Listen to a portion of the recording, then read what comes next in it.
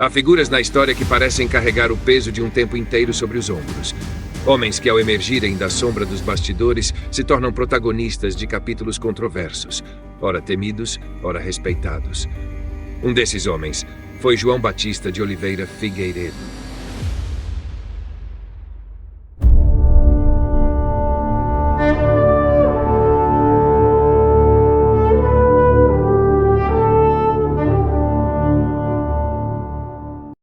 Que bom ter você de volta!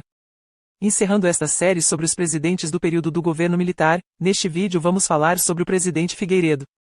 Sua biografia, sua obra durante o governo, e o legado que deixou para a nação brasileira. João Batista de Oliveira Figueiredo foi o 30º presidente do Brasil, marcando o 5º e último general a governar o país durante o período do regime militar. Seu governo, de 1979 a 1985, foi decisivo para a transição democrática, um processo conhecido como abertura ou redemocratização. Nascido em 15 de janeiro de 1918, no Rio de Janeiro, Figueiredo era filho do general Euclides de Oliveira Figueiredo, uma figura importante no cenário militar da época. Seguindo os passos do pai, João Figueiredo ingressou na Escola Militar do Realengo em 1935, iniciando uma longa e distinta carreira no Exército Brasileiro. João cresceu à sombra dessa história de resistência e disciplina. E talvez por isso fosse um jovem espirituoso e provocador. Na formatura da Escola Militar de Realengo, em 1937, apenas 12 dias a golpe que instituiu o Estado Novo, ele recebeu o espadim das mãos do próprio Vargas. Sei que você é um grande aluno. Espero que seja tão competente quanto seu pai, disse o ditador. Mas o jovem João respondeu sem hesitar. Acho que não vou conseguir, senão acabo preso. Vargas riu. Este menino vai longe. E foi. Figueiredo não surgiu de súbito no cenário político, foi moldado, forjado nas estruturas rígidas da caserna. Ele já vinha ao mundo com a farda no sangue. Participou do coração do movimento que inaugurou o regime militar. Assumiu o comando da Força Pública de São Paulo no final dos anos 60, em tempos de repressão dura. Logo depois, ascenderia à chefia do Estado-Maior do 3 Exército, em Porto Alegre, sob o comando direto do general Emílio Garrastazu Médici. E quando Médici subiu à presidência, em 1969, levou Figueiredo consigo para a chefia do gabinete militar. Um lugar de confiança, um lugar de poder. Mas foi no governo de Ernesto Geisel que Figueiredo se consolidou como uma das figuras mais poderosas do regime. Ele sabia tudo, via tudo, mandava muito. E foi justamente essa força, essa articulação nos bastidores que o levou à sucessão. Quando Geisel decidiu iniciar a lenta transição à democracia, a chamada abertura lenta, gradual e segura, foi Figueiredo quem recebeu a missão de conduzir o fim da linha. Antes de assumir a presidência, Figueiredo ocupou cargos de destaque, incluindo o comando do Serviço Nacional de Informações, SNI, órgão central de inteligência do regime militar. Sua indicação à presidência pelo então presidente Ernesto Geisel sinalizou a intenção de dar continuidade ao processo de abertura política. Ao assumir o cargo em 15 de março de 1979, Figueiredo declarou que sua meta era fazer deste país uma democracia. Sob seu governo, foi promulgada a Lei da Anistia em 1979. Um marco fundamental que permitiu o retorno de exilados políticos e a reintegração de caçados, além de anistiar também os crimes cometidos pelos agentes do Estado.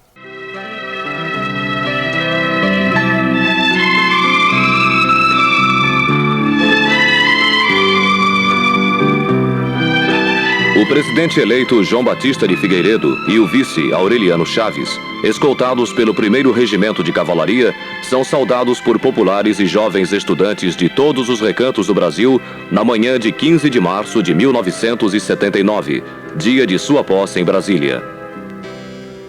É no Palácio do Congresso que ambos vão prestar o compromisso constitucional em sessão solene, na presença de representantes de quase uma centena de nações amigas, altas autoridades governamentais, parlamentares e convidados especiais.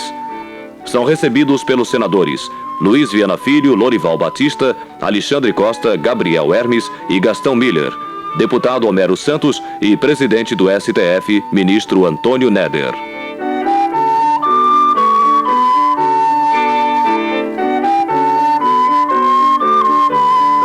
O novo presidente da República Federativa do Brasil faz o juramento: prometo manter, defender e cumprir a Constituição, observar as leis, promover o bem geral e sustentar a união, a integridade e a independência do Brasil.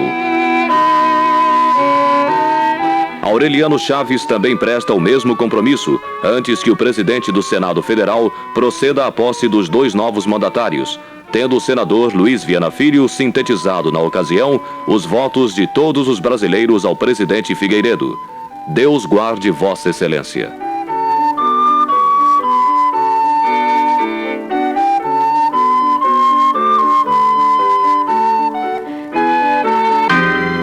É uma data festiva.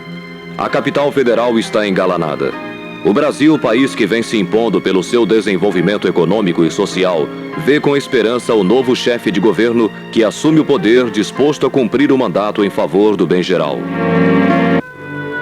Cabe ao presidente Geisel transmitir o cargo declarando: faço-o com profunda e justificada satisfação por Vossa Excelência ascender à Suprema Magistratura do Brasil, cargo que tenho plena convicção exercerá brilhantemente, com suas aptidões pessoais provadas e confirmadas ao longo de toda uma existência dedicada à causa pública.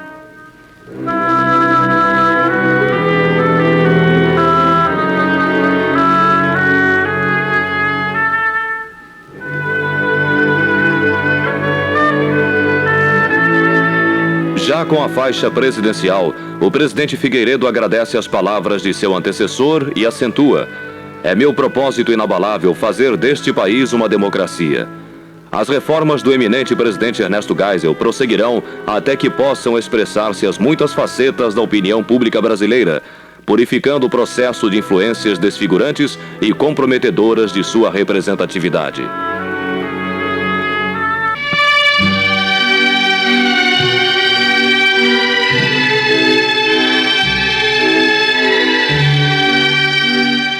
O presidente Ernesto Geisel, Dona Lucy e a senhorita Amália Lucy levam um adeus carinhoso do Palácio do Planalto. São muitas as homenagens prestadas ao homem que governou o país desde 15 de março de 74. Durante 5 anos, Ernesto Geisel dedicou-se inteiramente à tarefa de gerir os destinos de uma nação que emerge para o desenvolvimento, enfrentando não poucos problemas gerados por crises econômicas mundiais. A cerimônia da despedida é um tocante momento em que se expressam a simpatia e o respeito merecidos pela família Geisel.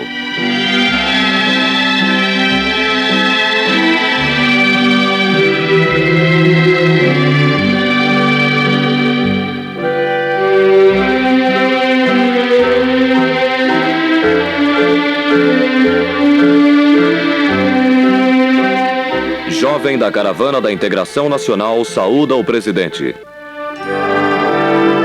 Presidente e vice-presidente e suas esposas acenam para os populares. Acompanhado de Dona Dulce, o chefe do governo se dirige para o local da posse do novo ministério.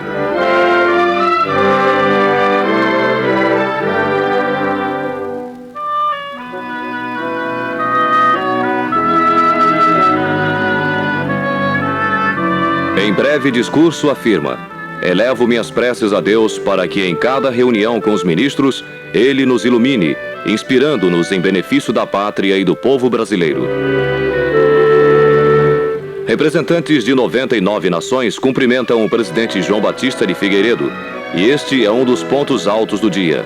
Ao tomar posse, o novo chefe do governo afirmara fazer suas as palavras do Barão do Rio Branco: o Brasil do futuro há de continuar invariavelmente a confiar, acima de tudo, na força do direito e do bom senso, e como hoje, pela sua cordura, desinteresse e amor da justiça, procurar merecer a consideração e o afeto de todos os povos.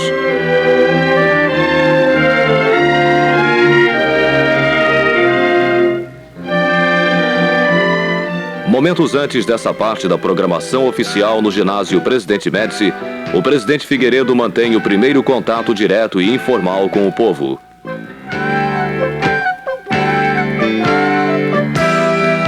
Discursa de improviso, tendo revelado que a partir de sua investidura passava a ter, em vez de apenas 2 filhos e 2 netos, 25 milhões de filhos. O presidente Figueiredo diz: de nada valerá o nosso desenvolvimento econômico, de nada valerá o nosso desenvolvimento político se nós não tivermos em conta na parte social o cuidado, o carinho com a preparação do futuro adulto do Brasil. As riquezas que possuímos, os minerais que extraímos das entranhas de nossa terra, os peixes que vamos buscar no mar, a carne que retiramos dos campos e os frutos que a agricultura pode nos dar, não são nada em comparação com a riqueza que representa para o Brasil a sua juventude. E é pensando nessa juventude que hoje inicio o meu governo. Apesar do compromisso com a democracia, o governo Figueiredo enfrentou forte oposição e tensões sociais. Greves, manifestações e a crescente pressão popular por eleições diretas marcavam o cenário político. O famoso bordão "eu prendo e arrebento", atribuído a Figueiredo, embora muitas vezes usado de forma jocosa, refletia a complexidade daquela situação. O ponto culminante do governo Figueiredo foi o movimento das diretas já, em 1984. Uma campanha massiva que reuniu milhões de brasileiros nas ruas exigindo eleições diretas para presidente. Embora a emenda que propunha as diretas tenha sido derrotada no Congresso, a pressão popular foi decisiva. No poder de 1979 a 1985, ele governou o país entre tensões, greves, atentados e mudanças inevitáveis. Teve que lidar com um Brasil que fervia de desejo por liberdade e que já não se contentava mais com os tanques nas ruas ou com os censores nas redações. Figueiredo era conhecido pela sua franqueza crua, pelas declarações controversas, pela personalidade áspera e, ao mesmo tempo, surpreendentemente humana. Foi ele quem disse: abro, mas não escancaro. E foi também ele quem, ao fim do mandato, disse que preferia cheirar cavalos a ter que cheirar o povo. Uma frase que gerou indignação, mas que, no fundo, mostrava o desconforto de um militar diante de um Brasil que mudava depressa demais.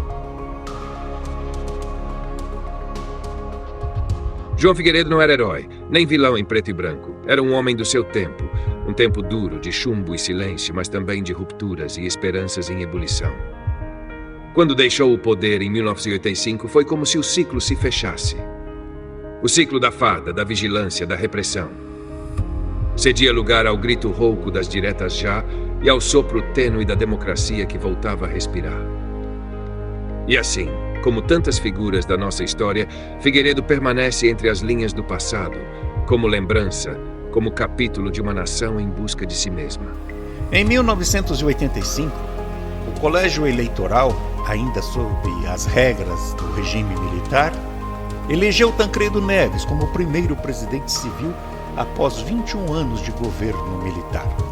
A eleição de Tancredo, que infelizmente faleceu antes de assumir, e foi sucedido por José Sarney, marcou o fim do governo militar e o retorno definitivo à democracia no Brasil. Disse Figueiredo: o mundo verá o que eles farão com tanta democracia. Jogarão a nação num lamaçal de dimensões continentais, onde o povo afundará na corrupção, na roubalheira, na matança, até que se instaure o caos social seguido de uma inevitável guerra civil. Chegado este momento, o povo chamará nas ruas pela democracia implantada por nós em 1964.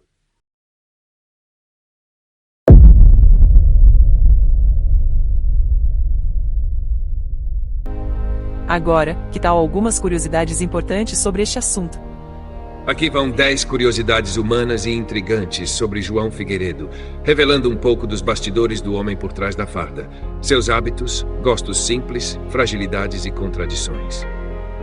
Apaixonado por cavalos e pela montaria, João Figueiredo era um cavaleiro apaixonado.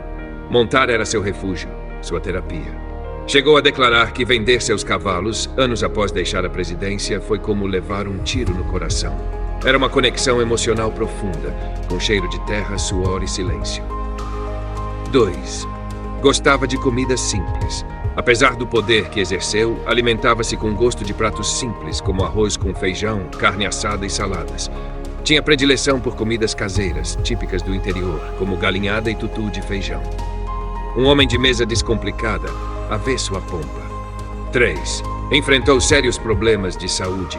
Sofreu múltiplos infartos, o primeiro em 1981, passou por cirurgias cardíacas, problemas pulmonares, dores crônicas na coluna e até perdeu parte da visão. Em seus últimos anos, a saúde debilitada refletia o peso de um tempo que passou sobre ele, não apenas biologicamente, mas historicamente. 4. Tinha o hábito de ler revistas e jornais diariamente. Mesmo fora do poder, lia com atenção os jornais. Gostava de se manter informado, embora nem sempre concordasse com o que lia. Era paradoxalmente um militar que temia e ao mesmo tempo respeitava o poder da opinião pública. 5. Falava o que pensava, sem filtros. Era famoso por suas frases rudes, espontâneas e sem diplomacia. Uma das mais icônicas. Prefiro o cheiro de cavalo ao cheiro do povo. Essa declaração, embora polêmica, dizia muito sobre seu distanciamento da política populista. Era o homem direto, sem meias palavras. 6. Figueiredo não acumulou fortuna com a política. Vendeu seu sítio e seus cavalos por dificuldades financeiras. Levou uma vida austera, quase discreta. Morava com a esposa, Dona Dulce, e se afastou da vida pública aos poucos. 7. Tinha insônia e ansiedade no pós-governo. Depois de deixar a presidência, sofria com insônia e tensão constante. Era como se a cabeça ainda vivesse no Planalto, mesmo quando o corpo estava no sofá de casa. Os dilemas da transição democrática o perseguiam e talvez o angustiassem. 8. Detestava entrevistas e evitava a imprensa. Era um homem de poucos amigos na mídia. Detestava dar entrevistas. Achava os jornalistas chatos e insistentes. Ainda assim, deu algumas falas memoráveis, talvez por impulso, talvez por cansaço, que se eternizaram como cortes profundos na história. 9. Amava o campo mais que a cidade.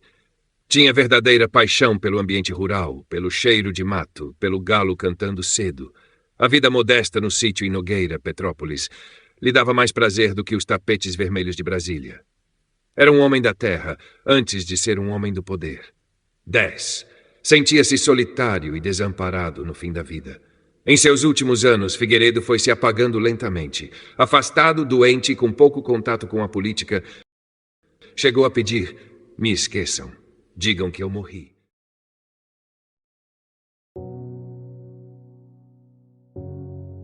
Morreu em casa, ao lado da esposa Dona Dulce, em 24 de dezembro de 1999, véspera de Natal. Morreu como viveu, com contradições, com silêncios, com marcas que jamais se apagaram. Sua figura permanece complexa na história brasileira. O último presidente-general, que apesar de suas contradições, foi o arquiteto da transição para a democracia. Um processo gradual e muitas vezes turbulento, mas que pavimentou o caminho para o Brasil que conhecemos hoje. O regime militar deixou obras que ainda são importantes para o Brasil, mas sofreu forte combate de organizações terroristas e teve de agir duramente contra esses grupos. É importante levar em consideração esse contexto, onde todo mundo livre capitalista se defendia do avanço das ideias e ações dos comunistas. Posteriormente, ainda durante o regime militar, todos foram anistiados em nome da paz e união nacional.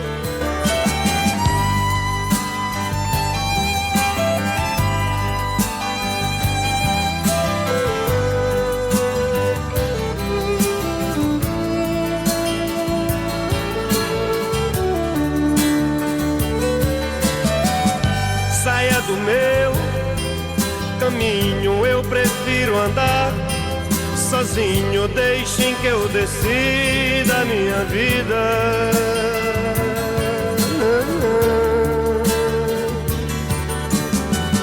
Não preciso que me digam de que lado nasce o sol, porque bate bate lá meu coração.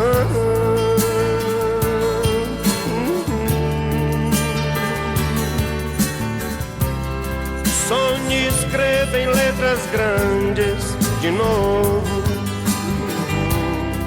pelos muros do país. João, o tempo andou mexendo com a gente, sim. John, eu não esqueço, não. A felicidade é uma